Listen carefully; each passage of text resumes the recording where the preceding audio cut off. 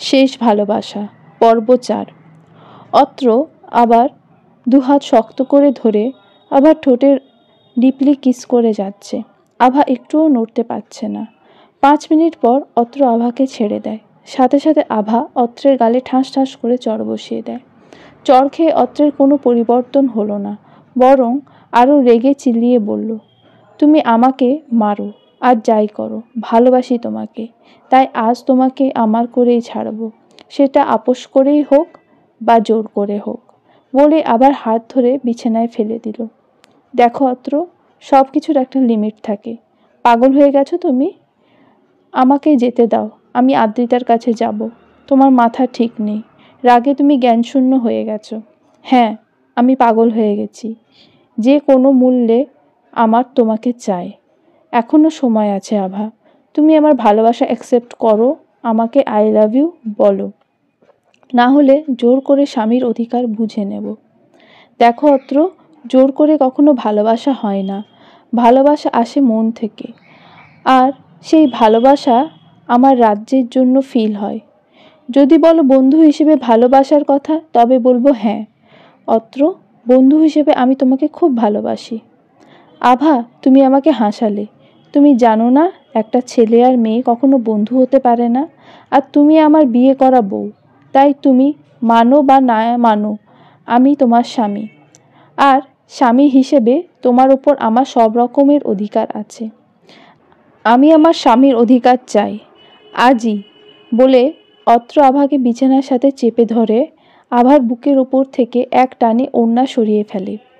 অত্র, আমি তোমাকে কখনো ক্ষমা করব না, ছাড়ো আমাকে, ভালো হচ্ছে না কিন্তু, বলে অত্রকে ধাক্কা দিতে থাকলো। কিন্তু অত্র আবার ওপর থেকে এক চুলও নড়ল না। আভার খুব কান্না পাচ্ছে।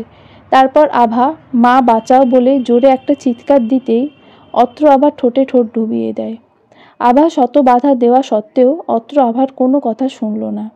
শেষমেশ স্বামিত্বের অধিকার ফলিয়েই ফেলল। ভোর 4টে, আভা ফুপিয়ে কেঁদেই চলেছে।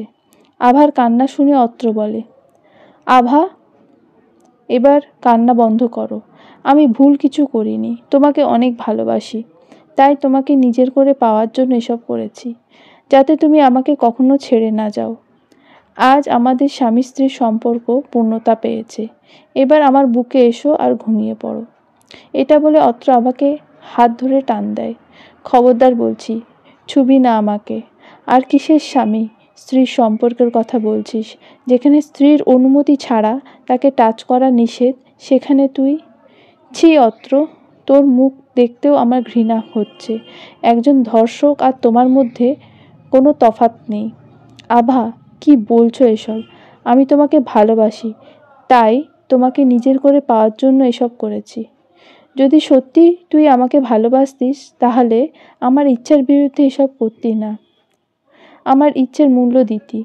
আর কারোর ইচ্ছের বিরুদ্ধে তার সাথে এসব করা ধর্ষণের সমান। সকাল হলে আমি এ বাসা ছেড়ে চলে যাব, কারণ তোর মতো একটা জঘন্য লোকের সাথে একই বাসায় থাকা আমার পক্ষে সম্ভব নয়। সত্যি তুমি আমাকে মেনে নেবে না? কখনো না। কান খুলে শুনে নে, আগে আমি তোকে বন্ধু হিসেবে ভালোবাসতাম, কিন্তু এখন শুধু ঘৃণা করি। তোর মুখ দেখার থেকে মরে যাওয়া অনেক ভালো। ওকে, তোমাকে আমার মুখ দেখতে হবে না, আর মরতেও হবে না। আজ থেকে তুমি আর আমার মুখ দেখবে না। তোমার যদি মনে হয় অন্যায় আমি করেছি, তাই শাস্তিটাও আমারই প্রাপ্য। এটা বলে অত্র ফ্রেশ হয়ে গাড়ির চাবি নিয়ে কাউকে কিছু না বলেই বাসা থেকে বের হয়ে যায়।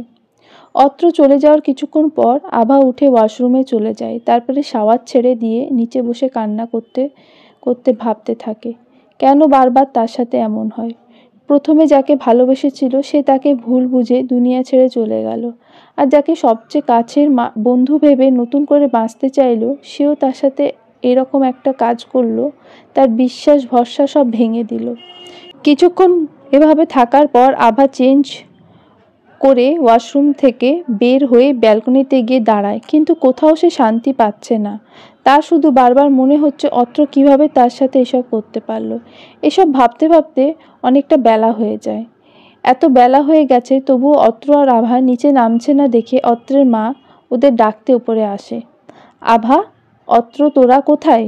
তাড়াতাড়ি খেতে আয়। রুমে ঢুকেই কাউকে না দেখতে পেয়ে অত্রের মা অবাক হয়। তারপর ব্যালকনিতে গিয়ে দেখে আভা দাঁড়িয়ে আছে। কি রে, কখন থেকে ডাকছি, শুনতে পাচ্ছিস না? অত্রের মায়ের ডাকে আভা চমকে উঠে পেছনে তাকায়। কি রে, এভাবে তাকিয়ে আছিস কেন? আর তোর চোখ মুখ এমন লাগছে কেন? আর অত্র কোথায়? ওকে রুমে দেখছি না যে। অত্রের মা এসে আভাকে বলল, অত্র কোথায়? ওকে দেখছে না যে। অত্রের মায়ের প্রশ্ন শুনে আভা কি বলবে কিছুই বুঝতে পারছে না। আবার ভাবতে ভাবতে অত্রের মা আবার প্রশ্ন করে, কিরে, চুপ করে আছিস কেন? আসলে মা, আপনার ছেলে সকালেই উঠে কোথায় যেন গেছে, আমাকে কিছু বলে যায়নি। কি বলিস? ও তো কখনো এরকম করে না। আর যতই ইম্পর্টেন্ট কাজ থাকুক না কেন, ও ঠিকই আমাকে বলে যায়। আচ্ছা ঠিক আছে, তুই খেতে আয়, অত্র আসলে জিজ্ঞেস করা যাবে যে কোথায় গিয়েছিল। এটা বলে অত্রের মা নিচে চলে যায়। খাবার টেবিলে বসে আভার গলা দিয়ে খাবার নামছে না, তবুও কোনো মতে অল্প কিছু খেয়ে উপরে চলে আসে। আভা কিছুতেই নিজের মনকে শান্ত করতে পারছে না। অত্র কেন ওর সাথে এমন করলো? এদিকে সারাদিন চলে গিয়ে রাত হয়ে যায়, তবুও অত্র বাসায় ফিরে না। অত্রের মা এসে আভাকে বলে, মা, অত্র তোকে ফোন করেছিল নাকি? ও তো সারাদিন বাসায় ফিরলো না, কল দিচ্ছি ফোন বন্ধ বলছে। আমার খুব চিন্তা হচ্ছে রে। ওর কোনো সমস্যা হয়নি তো? মায়ের কথা শুনে প্রথমে আমার এটা নিয়ে কোনো মাথা ব্যথা না থাকলেও এখন বেশ চিন্তা হচ্ছে। আমি কোনো রকম মাকে বুঝিয়ে সুঝিয়ে ঘুমোতে পাঠালাম, আর আমি সারা রাত একটুও ঘুমোতে পারলাম না। এখন শুধু অত্রের কথা মনে পড়ছে। আসলে তো এভাবে নিজের জেদ ধরে রেখে অত্রের জীবন নষ্ট করার কোনো অধিকার নেই আমার। আমি অত্রের বিয়ে করাবো, আর বিয়ে হলো একটা পবিত্র বন্ধন যেটা আল্লাহ নিজে তৈরি করে দিয়েছেন। তাই সে চাইলে এই পবিত্র সম্পর্ককে অস্বীকার করতে পারে না। আর আমার ওপর অত্রের সব অধিকারই রয়েছে। সকাল হয়ে গেল, এখনো অত্র বাসায় ফেরেনি। এখন আমার নিজেরই অনুশোচনা হচ্ছে, আর একটা হারানোর ভয় আমাকে তাড়া করে বেড়াচ্ছে। আমার নিজের ভুলের জন্য আমি রাজ্যকে হারিয়েছিলাম, এখন এই ভুলের জন্য অত্র আমার জীবন থেকে হারিয়ে যাবে না তো? না, এটা কিছুতেই হতে পারে না। আমার আগের ভুলটা শুধরানোর সুযোগ আমি পাইনি, কিন্তু আমার এই ভুলটা আমি ঠিক শুধরে নেব। যেভাবেই হোক অত্রকে আমি ফিরিয়ে আনব। আমার মনের কোথাও একখানে আমি অত্রের জন্য ভালোবাসা অনুভব করতে পারছি। অত্র ঠিকই বলেছিল, সবার জীবনে প্রথম ভালোবাসা অনেকাংশে পূর্ণতা পায় না, কিন্তু শেষ ভালোবাসা সারা জীবন রয়ে যায়। হ্যাঁ, আমিও শেষবারের মতো অত্রকে ভালোবাসতে চাই। এদিকে বাসার সবাই চিন্তিত, সবাই অত্রকে একের পর এক ফোন দিয়ে যাচ্ছে, কিন্তু অত্রের নাম্বার বন্ধ। অন্যদিকে আভার করুণ অবস্থা, সে অত্রকে ছাড়া কিছুই ভাবতে পারছে না। বারবার শুধু অত্রের সঙ্গে কাটানো মুহূর্তগুলো মনে পড়ছে, আর সে এটাও বুঝতে পারছে অত্রকে ছাড়া এক মুহূর্ত থাকা তার পক্ষে সম্ভব না। তাই সে কান্না করে বলছে, প্লিজ অত্র, একটাবার আমার কাছে ফিরে এসো। আমি কথা দিচ্ছি আমি তোমার সব কথা রাখবো। এভাবে 3 দিন পার হয়ে যায়, তবু অত্রের কোনো খোঁজ পাওয়া যাচ্ছে না। হঠাৎ দুপুরের দিকে আভার ফোনে একটা আননোন নাম্বার থেকে কল আসে। আভা কলটা রিসিভ করতেই ওপাশ থেকে কেউ বলে ওঠে, হ্যালো, আপনি কি আভা বলছেন? জি, আপনি কে? আপনি আমাকে চিনবেন না, আমি অত্রের বন্ধু শুভ বলছি। আদ্রিতার কাছ থেকে আপনার নাম্বারটা নিলাম। আসলে ভাবি অত্র, কি হয়েছে অত্রের, কোথায় আছে ও? ও ঠিক আছে তো? ওর কিছু হয়নি তো? আরে ভাবি, এত ভয় পাবেন না, ওর কিছু হয়নি। আপনাদের বাসা থেকে কিছুটা দূরে যে এতিমখানা আছে, অত্র ওখানেই আছে। আমাদের কারোর কথা শুনছে না, তাই প্লিজ আপনি আসুন। ওকে, আমি এক্ষুনি আসছি। ফোনটা কেটে দিয়ে আভা বাসা থেকে বের হয়ে যায়। তারপর একটা ট্যাক্সি নিয়ে ওই এতিমখানায় চলে গিয়ে দেখে সেখানে কোনো মিলাদের আয়োজন করা হয়েছে, কিন্তু কিসের মিলাদ সেটা বুঝতে পারছে না। হঠাৎ এতিমখানার একটা গাছের নিচে আভা অত্রকে দেখে ছুটে গিয়ে অত্রের সামনে গিয়ে দাঁড়িয়ে হাঁপাতে থাকে। হঠাৎ কেউ সামনে এসে দাঁড়াতেই অত্র মুখ তুলে তাকায়, কিন্তু আভাকে দেখে আবার মুখটা নামিয়ে নেয়। তুমি এখানে? আর বাসার সবাই তোমার জন্য কত টেনশন করছে জানো? আমার মতো একটা চরিত্রহীনের জন্য এত টেনশন করার কি আছে? আর তুমি এখানে এসেছো কেন? এত কথা না বলে এখন চলো আমার সাথে, বাসায় সবাই তোমার জন্য টেনশন করছে। না, আমি বাসায় যাব না। আমি চাই না আমার মুখ দেখে কেউ মরে যাক বা বাসাতে ছেড়ে চলে যাক। দেখো, এত কথা শুনতে চাইনি, যেটা বলেছি সেটা করো, চলো আমার সাথে। বলেই আভা অত্রের হাত ধরে টানতে থাকে। এমন সময় একটা হুজুর এসে অত্রকে বলল, চলুন, মিলাদের সব ব্যবস্থা হয়ে গেছে, এবার মিলাদ শুরু হবে, সবাই আপনাদের জন্য অপেক্ষা করছে। আচ্ছা চলুন, এটা বলে অত্র ওই লোকটার সাথে চলে গেল। আভা অত্রের পেছন পেছন গিয়ে মিলাদে বসা লোকদের থেকে একটু দূরে দাঁড়ালো। মিলাদে বসে হুজুরটা অত্রকে জিজ্ঞেস করলো, মিলাদটা কার নামে হবে? রাজ্য। দূর থেকে নামটা শুনে আভা চমকে ওঠে আর ভাবে অত্র রাজ্যের জন্য মিলাদ কেন দিচ্ছে। মিলাদ শেষ হলে অত্র আবার সেই গাছের কাছে গিয়ে বসে। আভা গিয়ে জিজ্ঞেস করে, তুমি রাজ্যের নামে মিলাদ কেন দিলে? আজ রাজ্যের মৃত্যুবার্ষিকী। কেন, তোমার মনে নেই? তুমি তো আমাকে বলেছিলে। অত্রের উত্তর শুনে আভা চমকে যায়। আজ রাজ্যের মৃত্যুবার্ষিকী? অথচ অত্রের কথা ভেবে ভেবে আমি এটা কিভাবে ভুলে গেলাম? তুমি যাকে ভালোবেসেছিলে এখন সে তোমার অতীত, আর আমি তোমার বর্তমান।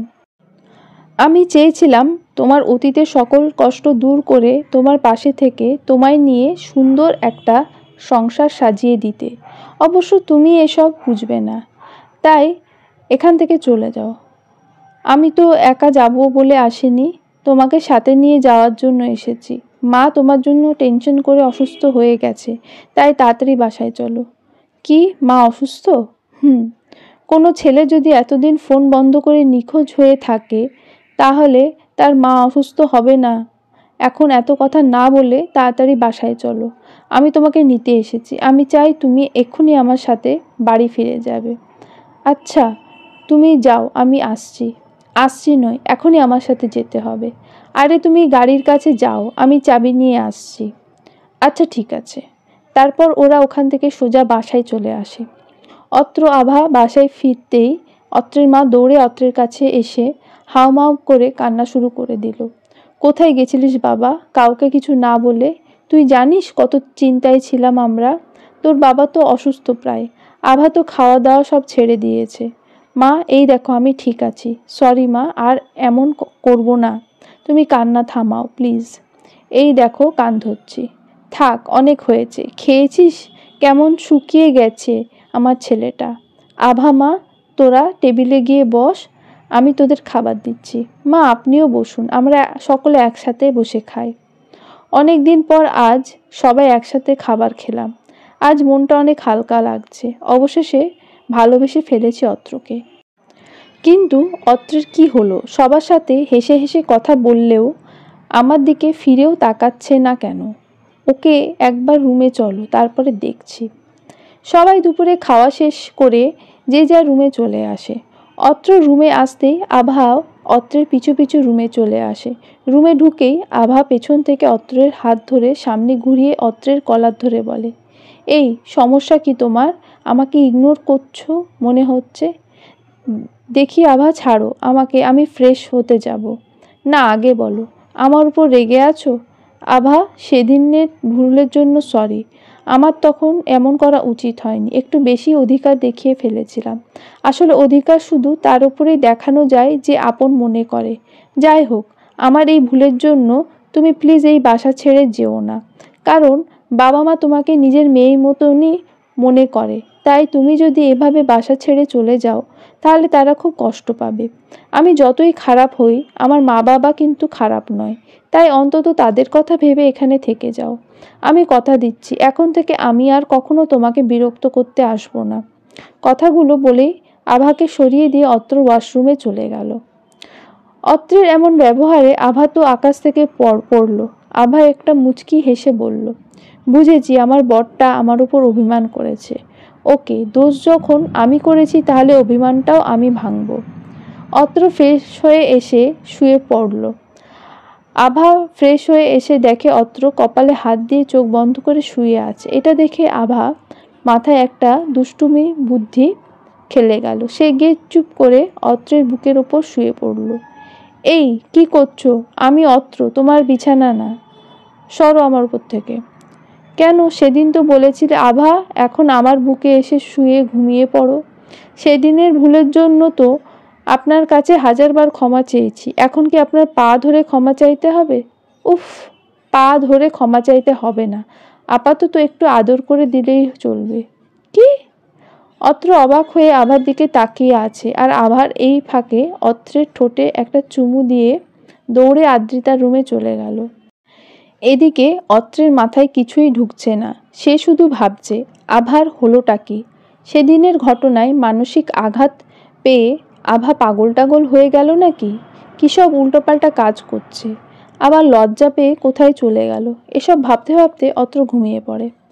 আভা আর অত্রের সামনে আসেনি। পরের দিন সকালে অফিস যাওয়ার আগে অত্র আভাকে দেখতে পেল না। কি ব্যাপার, কাল রাতে একটা চুমু দিয়ে মেয়েটা কি অদৃশ্য হয়ে গেল নাকি? এসব ভাবতে ভাবতে অত্র অফিস চলে যায়। অন্যদিকে আভা আদ্রিতার সাহায্য নিয়ে ওদের বাসার ছাদ ঠিক অত্রের মতো করে সাজায়। আজ আভা তার মনের কথা বলবে। অত্রকে সে আর কিছুতেই নিজের থেকে দূরে রাখবে না। এভাবে সারাদিন কেটে যায়। রাতে খাওয়ার টেবিলে অত্র আভাকে দেখতে পেল না। জিজ্ঞেস করতে আদ্রিতা বলে ভাবি আগেই খেয়ে নিয়েছে। তারপর আর কেউ কোনো কথা বলেনি। খাওয়া শেষ করে যে যার মতো নিজের রুমে চলে যায়। যাওয়ার সময় অত্র আদ্রিতাকে ডেকে বলে তোর ভাবিকে যে বল আমি তার জন্য রুমে অপেক্ষা করছি। কেন, বউকে ছাড়া ভালো লাগছে না নাকি? মার খাবি, যা বলেছি তাই কর গিয়ে। অত্র আবার জন্য অপেক্ষা করছে, কিন্তু তার আসার কোনো নামগন্ধ নেই। একটু পর আদ্রিতা দৌড়ে এসে বলে ভাইয়া ভাবির কি যেন হয়েছে, তুই তাড়াতাড়ি চল। কি কি বলছিস তুই? আভা কোথায়? ভাইয়া ভাবি ছাদে। আর 1 মিনিটও না দাঁড়িয়ে অত্র ছাদে ছুটে যায়। ছাদে গিয়ে আভাকে দেখে তো অত্র হাঁ হয়ে যায়। এ কাকে দেখছে সে? লাল টুকটুকে শাড়ি পরে, ঠোঁটে লাল লিপস্টিক, চোখে হালকা কাজল, খোলা চুলে আভাকে একদম পরীর মতো লাগছে। চারিদিকে তাকিয়ে দেখলো সেদিনের মতো খুব সুন্দর করে ছাদটা সাজানো হয়েছে। অত্রের সামনে এসে আভা বলে ভালোবাসি অত্র, হ্যাঁ সত্যি ভালোবাসি তোমাকে তোমাকে ছাড়া এক মুহূর্ত বাঁচতে পারবো না। তুমি সেদিন আমার থেকে দূরে না গেলে হয়তো কখনোই আমি এটা বুঝতে পারতাম না। বন্ধুত্বের মধ্যে দিয়ে কখন যে তোমাকে ভালোবেসে ফেলেছি বুঝতে পারিনি। অত্র আমিও ওই চাঁদটার মতো হাজারো অভিমানে তোমার বুকে মুখ লুকোতে চাই। তোমার অন্ধকার মনের আকাশটা আলোকিত করতে চাই। দেবে কি আমাকে সেই সুযোগ? হবে কি আমার শেষ ভালোবাসা? এবার অত্র আর আভার উপর অভিমান করে থাকতে পারে না। এক টানে আভাকে নিজের বুকে টেনে নিয়ে খুব শক্ত করে জড়িয়ে ধরে বলল সেই সুযোগ তো তোমাকে কবেই দিয়ে দিয়েছি, কবেই তো শেষ ভালোবাসা হিসেবে মেনে নিয়েছি আমার পরিটাকে। কিন্তু আজ আমাদের বৈবাহিক সম্পর্কটা পূর্ণতা পেল। শুধু এই জন্মেই নয়, এর পরে যদি শতজন্মও থাকে তবে সেখানেও তুমিই হবে আমার শেষ ভালোবাসা। এটা বলে অত্র আভাকে পাজাকোলে নিয়ে নিজের রুমের দিকে পা বাড়ালো। আভা লজ্জা মাখা মুখে অত্রের দিকে তাকিয়ে আছে।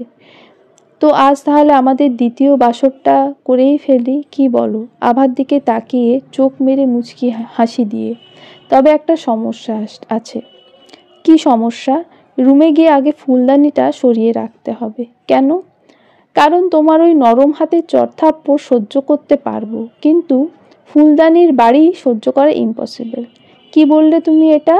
বলেই আভা অত্রের বুকে কয়েকটা কিল ঘুষি দিয়ে আবার অত্রের বুকে লজ্জায় মুখ লুকোলো। আর এইভাবেই শত মান অভিমানের পরে পূর্ণতা পেল তাদের শেষ ভালোবাসা। সমাপ্ত।